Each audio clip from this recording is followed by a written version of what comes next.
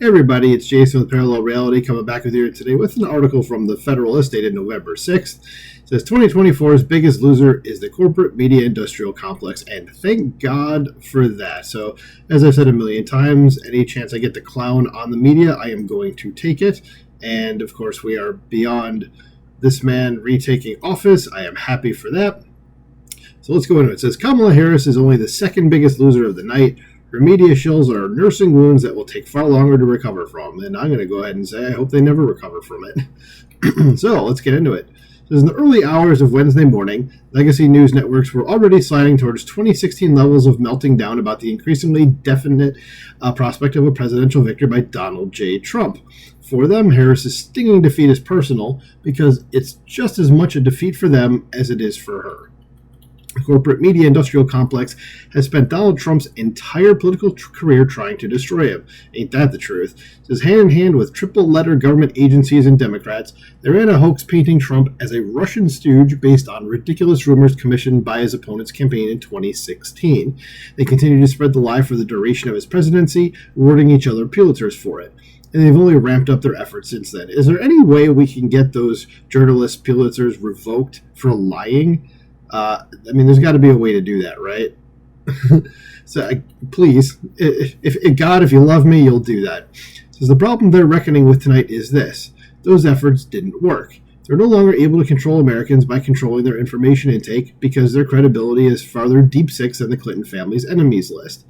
A TV executive anonymously, fretted last week that if half the country has decided that Trump is qualified to be president, that means they're not reading any of this media, and we've lost this audience completely.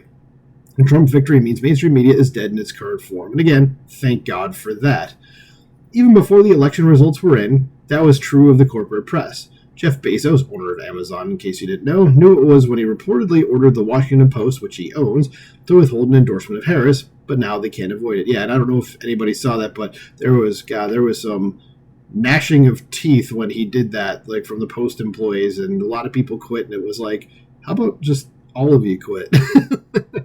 And just you salt the earth with where the Washington Post was, just destroy it.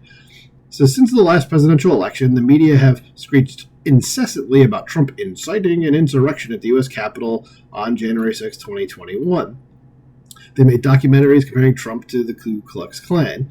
They portrayed Trump as the ringleader of a terrorist attack and not as a president who gave a speech and urged his supporters to protest peacefully, which is actually what happened.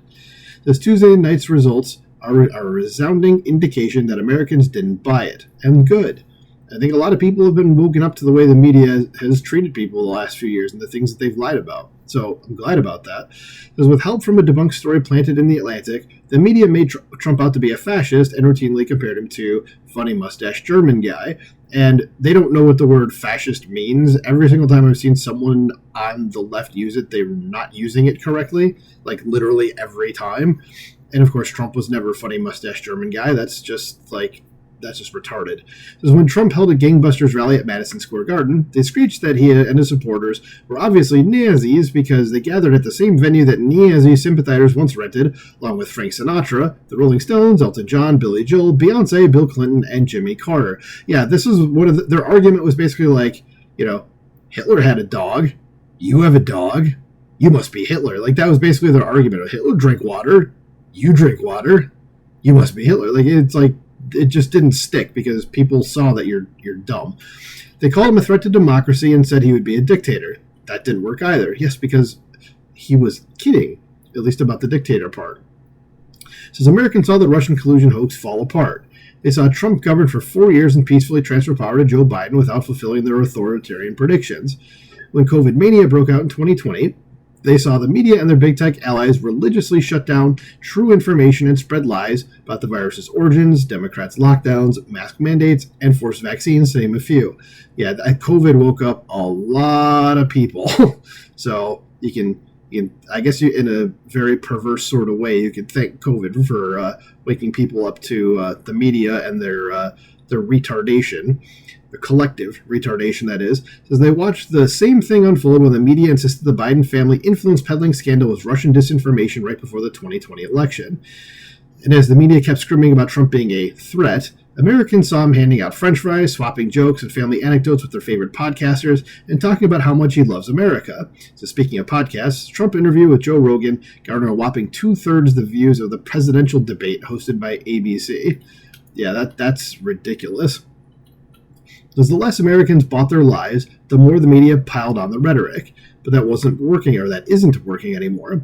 Instead, the more maniacally the media amp up their attacks, the less they appear to be sticking. Yeah, I did notice that. Is that a lot of the stuff they tried to drop right before the election, it was just kind of people were just brushing it off like, okay, people were just going like, okay, whatever.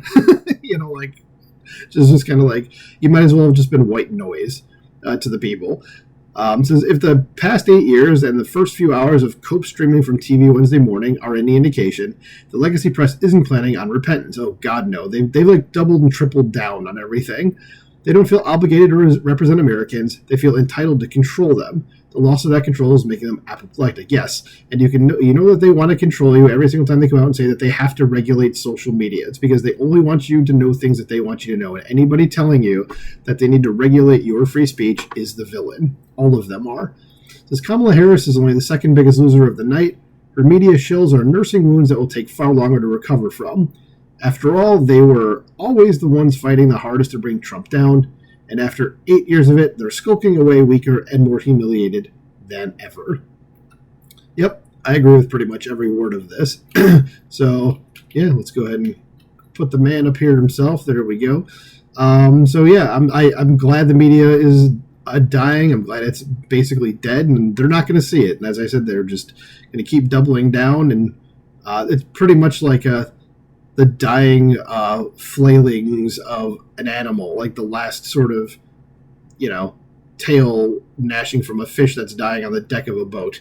Okay, that's the stage that they're in right now, and it can't die soon enough. So let me know what you think about this in the comments below. Do you agree? Do you think the media needs to go bye-bye for good, the legacy media? Let me know. I'll talk to you soon. Bye.